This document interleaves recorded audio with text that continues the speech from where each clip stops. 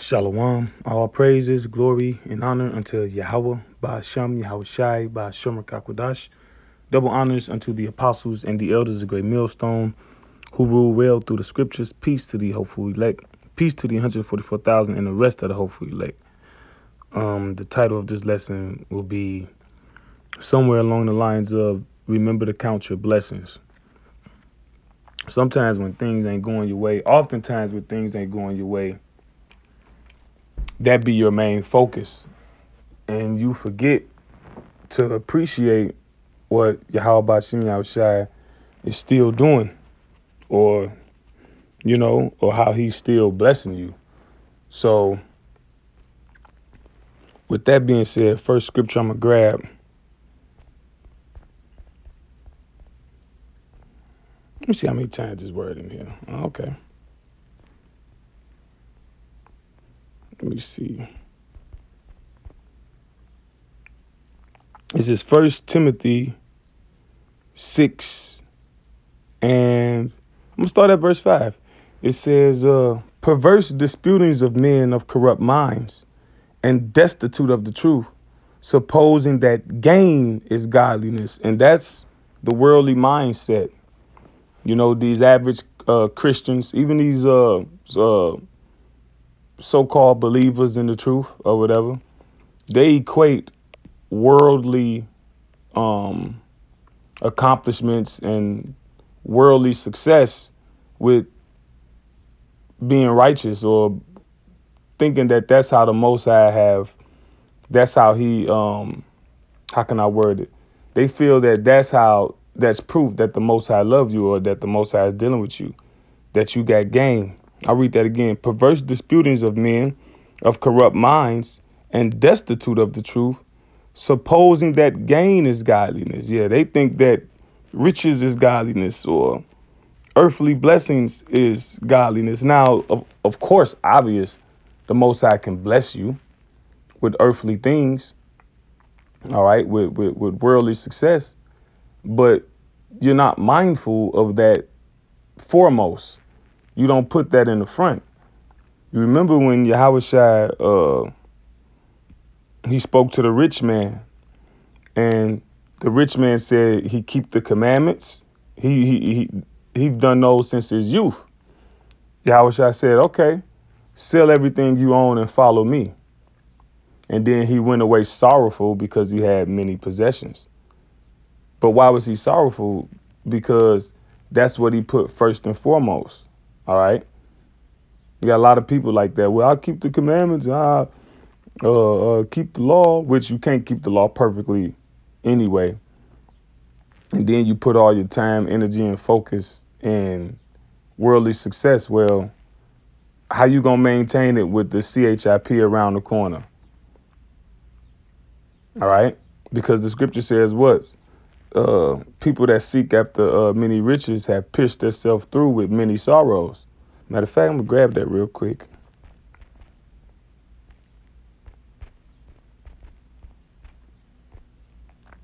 Oh, wow. There's I'm going to just keep reading on down because okay. It says verse 5 is in the same chapter, so I'm just going to read down. So I'm going to read verse 5 again. Perverse disputings of men of corrupt minds and destitute of the truth. Yeah, destitute mean homeless. So the truth don't live within you. Supposing that gain is godliness, from such withdraw thyself. So you just got to separate yourself from the people. But godliness with contentment is great gain. All right. So walking in righteousness to the best of your ability and just being content or satiated with the blessings that the Most High give you. All right. It says, for we brought nothing into this world, and it is certain we can carry nothing out. Yeah, like the Egyptians, right? And some of those other heathen nations, when they died, they would bury their jewels and their gold with them, believing that they can take riches in this world to the next life. And when you live like that, a lot of people don't even realize that they, in a certain way, they believe like that. They believe like that because they live like that. They live putting things that'll how does the scripture word it? Things that moth, rust, and corrupt, right? They put those things first. So if you put those things first, then you're gonna have you're at an impasse. All right, you're at an impasse between this life and serving the Most High. And what the Yahushua said, you cannot serve God and mammon. All right, mammon going into seeking after money and wealth and riches. All right, and that was Baal. When you read the scriptures, the Bible, Baal or Baal was always a stumbling block unto the children of Israel, and Baal is the god, is the idol of success and good fortune. All right, but when you read Joshua 1:8, it says, the book of the law of the Lord, you shall meditate therein day and night and keep the commandments. Then shall you have good success. All right. This world promises great riches with small work. And the Most High is the opposite. He promises great riches with work. All right. As our scripture says, through much tribulation shall we enter into the kingdom of heaven. All right. So it says, verse 8, and having food and raiment, let us be therewith content. All right. Because look, you got food, you got clothes, you got shelter. Hey, what more do you need? All right. You got wants. All right. Now, in this world, you need transportation. You need a car, right? In the ancient world, you needed a donkey or a mule or a horse or whatever. All right, you need, certain little things. But, hey, you got those things. All right? Hey, the scripture speaks about having a good state of body and health being, more valuable than riches and gold. So you got your health, all right? You got your brotherhood. You got like-minded. You're surrounded with like-minded people that love you and respect you, and you all got a agreed upon rubric of how you operate and deal with one another, which is the scriptures, which is the Holy Bible. Hey, the world ain't got that. It's treacherous. It's treacherous out here in the world. It says, verse 9. But they that will be rich fall into temptation and a snare, and into many foolish and hurtful lusts. Because when you got riches, you can entertain the flesh much more. All right. Riches within themselves, money within itself is not evil. It's just a greater temptation because you actually can do more of what your heart desire. You actually, you can entertain the flesh at a greater capacity.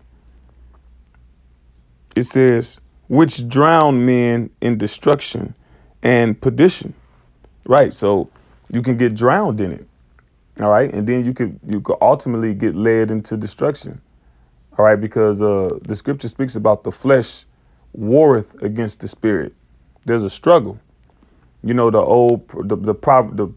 proverb that says within every man there's two wolves, and the one that will get stronger is the one that you feed. So if you feed the flesh, all right, then that wolf will overtake the spiritual one, because that's the one that's getting nourished. But the scripture says if you walk in the spirit, you will not, satisfy the deeds of the flesh.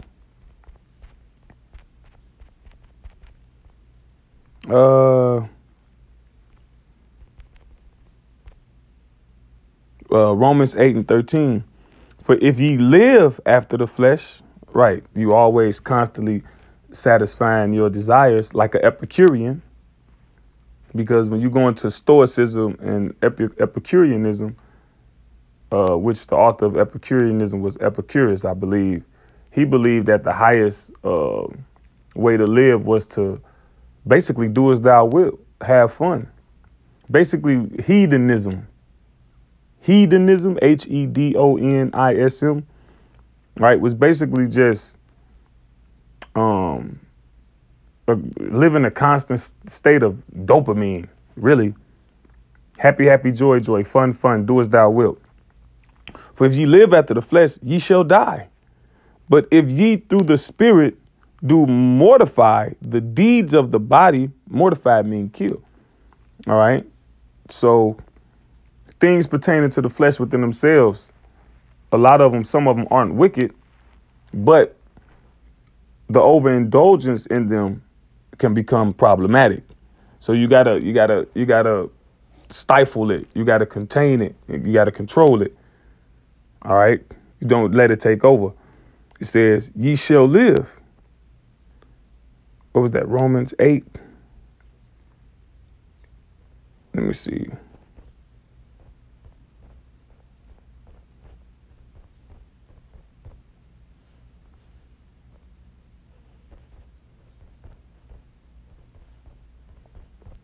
That was a good one, but that's not the one I particularly wanted. That was good, though.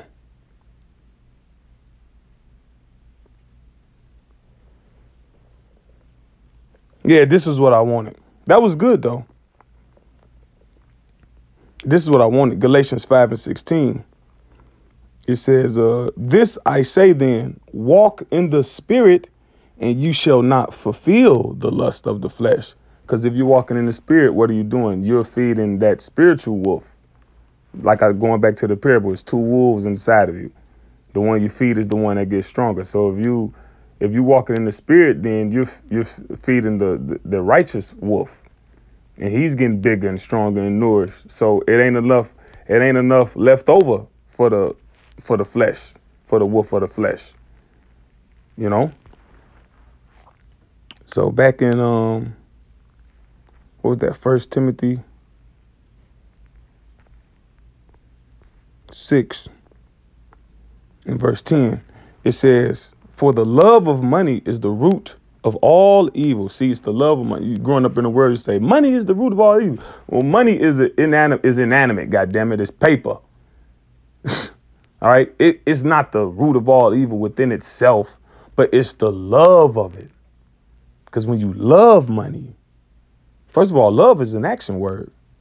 All right. So if you love money, that means you'll do anything to get it. You'll do anything to maintain it, anything to, keep it. It says, which while some coveted after, they have erred from the faith. So in your search or in your endeavor in success and money and riches, it causes you to err from the faith, err from this truth for your love of money. All right. It ends up corrupting you. It says, and pierce themselves through with many sorrows. Right. And we see that oftentimes with these Hollywood actors, these famous people. They had these mental breakdowns because their love of money caused them to commit heinous acts against their own soul. Especially if you're a so-called Negro, Latino, Native American, you are the Israelites. The Lord instilled within you a righteous spirit. You have a conscience. You only can dabble in wickedness for so long before it start eating you up and before it get at you. And the ultimate piercing is going to come when they instill that RFID microchip. All right. Because for your love of money and for your love to maintain your riches or to forward your success in this world, you're going to have to get that. So you're going to end up piercing yourself through literally.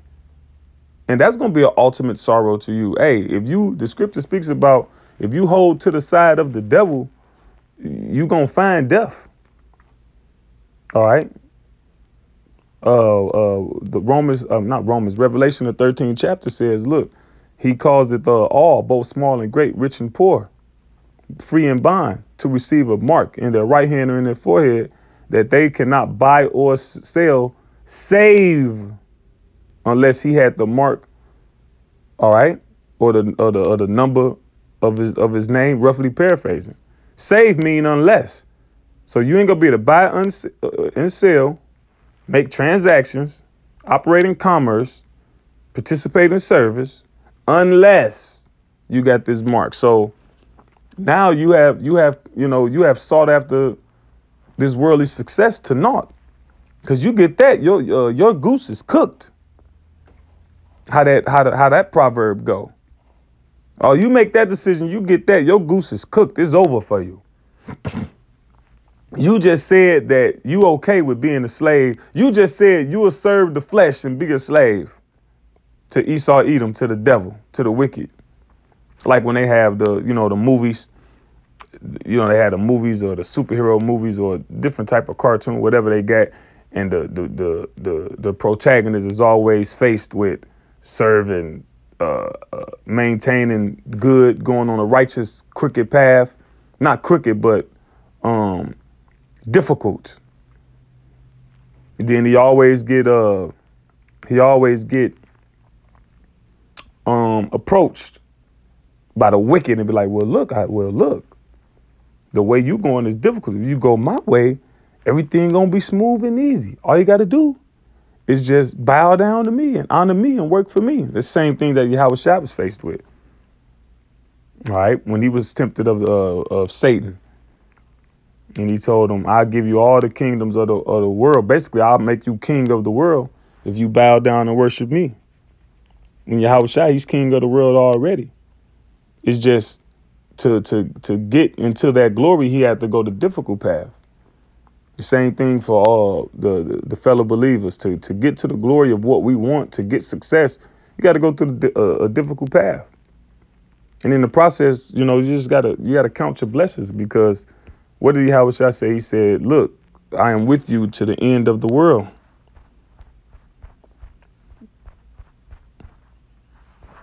I think it says "lo." It's in Revelation. No, it ain't that.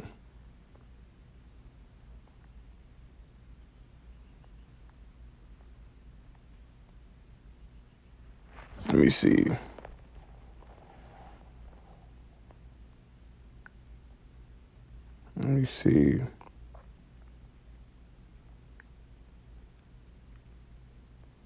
Matthew 28:20. Teaching them to observe all things whatsoever I have commanded you. And lo, I am with you always, even unto the end of the world, or the end of the age, the end of this age. All right, because after this age is going to be another age. So as everything transpire, all right, look, count your blessings. And Yahweh Bashem Yahushua is and will be with us even until the end of the age, to the end of the world. So with that, Lord willing, this was edifying to the hopeful elect. All praises, glory, and honor unto Yahweh Bashem Yahushua Bashem Kakodah Shalom.